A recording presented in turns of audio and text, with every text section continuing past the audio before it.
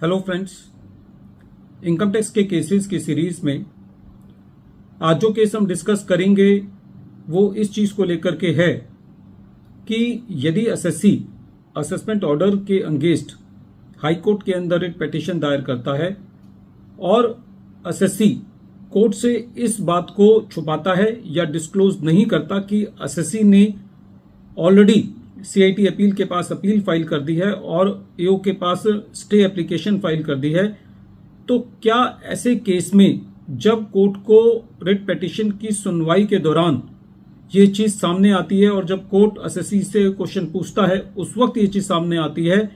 तो इस non disclosure की वजह से या इस बात को छुपाने की वजह से क्या एसएससी के ऊपर कॉस्ट लगाई जा सकती है? यही इशू प्रेजेंट केस में ऑनरेबल बॉम्बे हाई कोर्ट ने स्वाई fragrances versus union of India के केस में डिसाइड किया और ये केस 475 आईटीआर पेज नंबर 429 पर रिपोर्ट हुआ और इस केस का जजमेंट 18 मार्च 2025 को आया।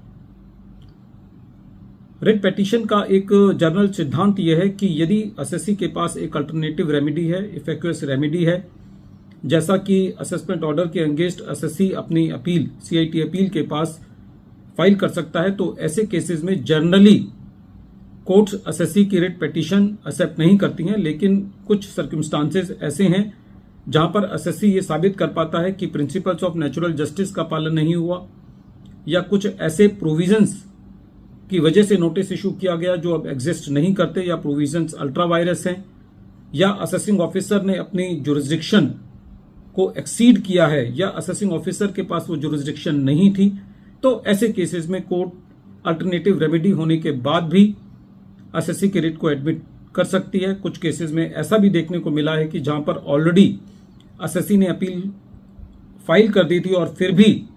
कोर्ट्स ने रिट अलाउ किया इस कंडीशन के साथ कि एसएससी अपनी अपील्स को विड्रॉ कर लेगा। लेकिन प्रेजेंट केस में असेसमेंट ऑर्डर पास होने के बाद एसएससी ने अपील फाइल करी, स्टे एप्लीकेशन फाइल करी एओ के पास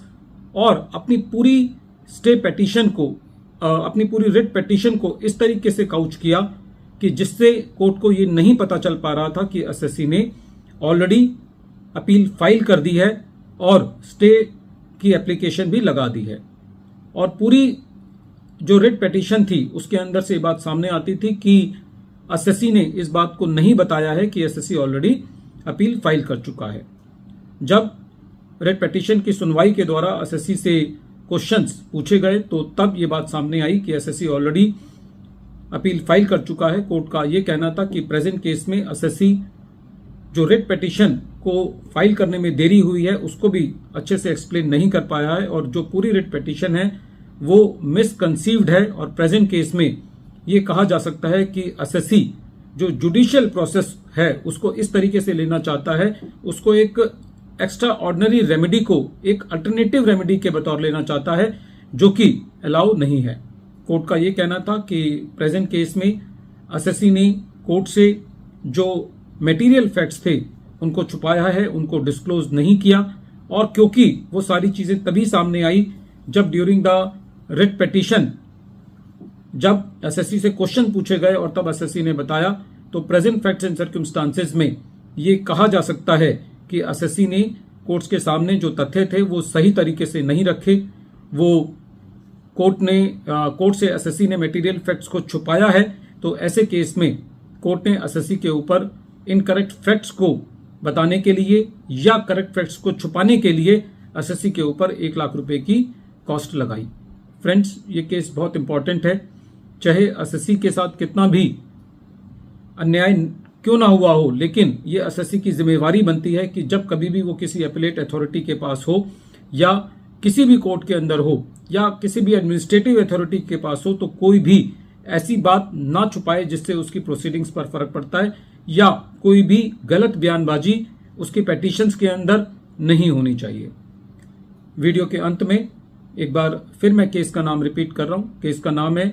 स्वाई fragrances versus union of India और ये केस 475 आईटीआर